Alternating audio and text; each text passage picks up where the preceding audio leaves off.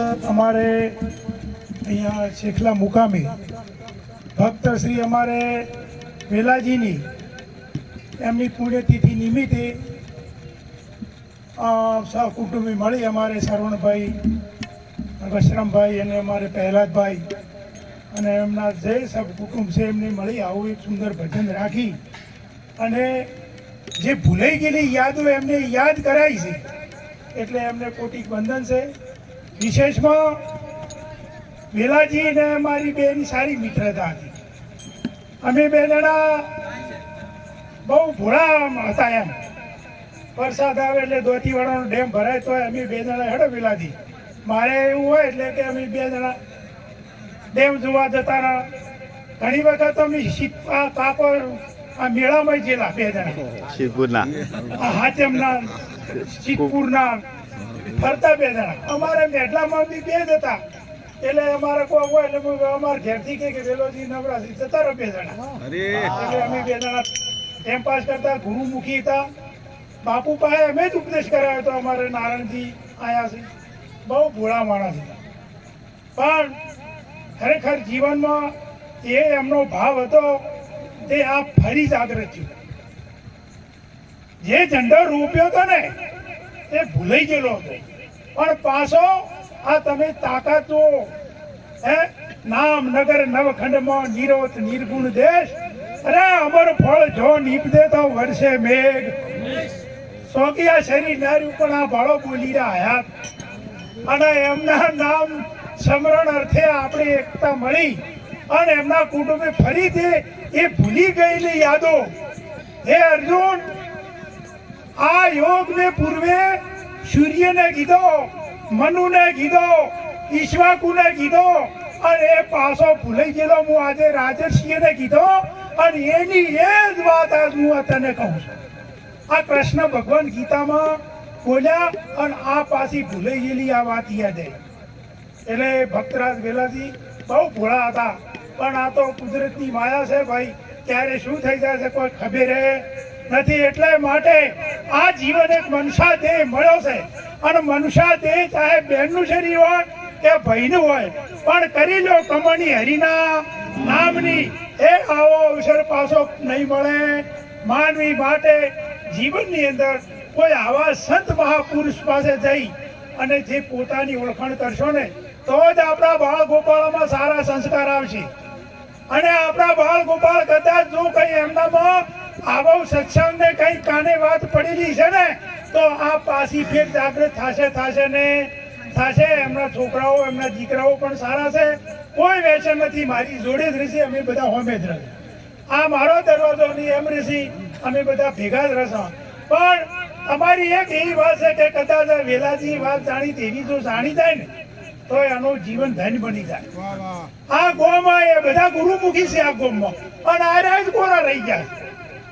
એટલે વેલાજી તો હા ના કરીને બાપના ગંગાનો રેલો એના ઓગળે લાયો તો પણ આજ અમારા સરવણભાઈ સિંહ, પહેલાદભાઈ સિંહ અને અમારા વશરામભાઈ સિંહ કદાચ જો આ વાતને જાણી જાય ને તો એ વાત જાણવાથી પોતાના પિતાની વાતની ખબર પડી જાય કે મારા બાપે અમારા માટે જે વડ રોપ્યો હતો ને એ વડ ખરેખર વૃક્ષ રોપ્યું હતું ને અમારું મોટું થઈ જાય. એટલા માટે આવા હરિગુરુ સંતો અવારનવાર બાપુ અમારા દ્વારે આવે છે અને આવા મહાપુરુષના ખરેખર એક દેવોને દુર્લભ અમારા ગુરુ મહારાજ છીએ. એટલે આજની વ્યાસપીઠને ટીપાવનાર અમારા સદગુરુ મહારાજ પૂજ્ય જવાનરામ બાપુ. બાકી નામાવળી આપણે લેવરેજી છે એટલે માફ કરજો. વ્યાસપીઠને દીપાવનાર સર્વે સંતોના ચરણમાં લાખો વાર વંદન. વિશેષમાં આજનો યોગ આ ઘર ધણીએ બધાને મેળવીને આપ સૌના દર્શન કરાયા એ બદલ અમને કોટી કોટી વાર વંદન. માટે આ મનુષ્ય એક રત્ન ચિંતામણી અવતાર આપણને પ્રભુએ પ્રદાન ભેટ કરી છે અને એમાં આત્માની ઓળખાણ કરવા માટે. અને જ્યાં સુધી આવા સંતનું શરણું નહીં સ્વીકારીએ તો આ મનુષ્ય એની કિંમત નહીં થાય. કારણ કે ખાવું, પીવું, ઊંઘવું, બાળ ગોપાળ પ્રગટ કરવા અને મોત આવે તો મરી જવું એ તો આપણા ખૂટે ચાર પગવાળા પશુ બધે એ કરે. એને ટેમ આવે એટલે તમે સાર નાખો છો. એને છોકરા સાબરે થઈ જશે અને આપણે થઈ જશે. પણ પ્રભુએ આપણા ઉપર એટલી કિંમત કરી છે એ વિશેષતા બુદ્ધિ આપી અને બુદ્ધિ દ્વારા આ મનુષ્ય દેહની જો કિંમત કરવી હોય તો ખરેખર કોઈ સંતના ચરણે જઈને 5 પ્રતિજ્ઞા નહીં, દારૂ જુગાર મોસ માટી ચોરી ઝારીને લૂંચાય, જો આ 5 પ્રતિજ્ઞા લેતા તો એને મનુષ્ય જ કહેવાય. ના કે તમે ખરેખર આપણે તો ઠીક છે, ગામડામાં તો કોઈ બેનને ધાવણું થયું તો કદાચ આવડી આવ્યો કે આવડો આવ્યો, અમારે વળી બજારમાં સિટીમાં આવ્યો તો બીબી આવ્યો કે બાબો આવ્યો, પણ કોઈ દાડો ઠાકોર આવ્યો, દરબાર આવ્યો, મોઢિયો આવ્યો, ભગત આવ્યો, કોઈ દાડો કોઈ કહેતું નથી. પણ કદાચ જો આ મહાપુરુષના ચરણે જઈને જેમ અથાર એ વાત જાણી જાય તો મારા હરિગુરુ સંતો મનુષ્ય બનાવીને અને મનુષ્યનો ખોરાક દાળ ભાત ચોખા ખીચડી દહીં દૂધ એ મનુષ્યનો ખોરાક. એ પરમાત્માએ માના કુખમાં જ્યારે આપણે હતા ત્યારે એને દયા કરીને પહેલું આપણા માટે તૈયાર કરી નાખ્યું. એટલે ખરેખર એનો પણ ઉપકાર ભૂલાય એમ નથી. માટે આ મનખા જેવું ટાણું મળ્યું છે એ એળે ના જાય, એટલા માટે આવા સંતો પાસે જઈ એમની પાસેથી જાણવા જેવી વસ્તુ અજાણ છે પાનભાઈ. આ વાત અધૂરિયાને પણ કહેવાય એમ. એટલા માટે જો ખોટાના સંગ પર જતા રહે ને અને ખોટું પહેરાઈ ગયું ને તો ખરેખર ડૂબવાનું થાય ને. એક બાપજી હતા તે નાવમાં બેઠા, નદીમાં નાવમાં બેઠા તે 108 મણકાની માળા પહેરેલી હતી. એટલે બેઠા હતા માળા ફેરવતા નદીમાં પડી ગઈ એટલે ડૂબાઈ ગઈ. એટલે પેલો તારું મારા જેવો હતો કે બાપુ શાંતિ રાખો, હું કાઢી લાવ્યો. એટલે મોય ઉતરીને ધમકું મારી પડ્યો અને પછી એ માળા ગોતીને તો લાવ્યો તારું. પણ પેલા શંકાથી કે મારે આટલું મોટું નાવડું છે લાકડાનું અને આ ડૂબાતું નથી ને આ બાપુની આટલી માળા કેમ ડૂબી ગઈ તરત? એટલે પેલા શંકા કરી એટલે કીધું કે બાપુ માળા છે નહીં આવે. એ બચ્ચા આ તો લકડે કી આવે તો કે ડૂબી કેમ છી? કે આ 108માં એક પેલો વધારાનો પથરાનો મેળવેલો હતો. ઓમ કરતે અહીંયા જ આવે એ પથરો હતો એ લઈને ડૂબાઈ ગયો. એમ જો ખોટાના ભેળા જતા રહ્યા ને તો ડૂબવાના ને આ ચોક્કસ વાત છે. એટલે હાસામાં રહેવાનું છે, ના કે તમે ડૂબી જાશો. એ મહાપુરુષો આવી વાત કરે છે. આ વાત આપણાના પરલે પડવી જોઈએ. એટલે મીરાઈભાઈ કીધું છે, સુંદર વાત કરી. એ સજની ટોણું આયું રે ભવના દરબાર. આ શબ્દો કોઈ મારા નહીં સમજે. હે સજની ટોણું આયું રે ભવના દરબારનું. હે અવસર આયો છે સારો ભવસાગર તરવાયા રોડાયા દિલમાં વિચારી સત્સંગ કીધી. એ સજની આરે તો ઘડ્યું અમૃત લાભનું. હે વીજળી ઝબકારા જેવું મોતી પરોવીને મુડાયા દિલમાં વિચારી સત્સંગ કીજીએ. આ એક વીજળીના ઝબકારા જેવું ને અમૃત ચોઘડિયું જો આ પ્રભુએ આપણને આપ્યું છે. પણ ઓમાં કદાચ જો મોતી પરોઈ લીધું તો પરોઈ લીધું ન કે અચાનક અંધારા થઈ જશે. એટલે ખરેખર આ અમૃત ચોઘડિયામાં જો એન કેન પ્રકારે ના સમજણું તો ખરેખર એકવાર આવું ભજન હતું ને અસલ સોખાજીનો શીરો બનાવ્યો. અને આવા શબ્દો અવારનવાર વાતો કરતા જ હોય.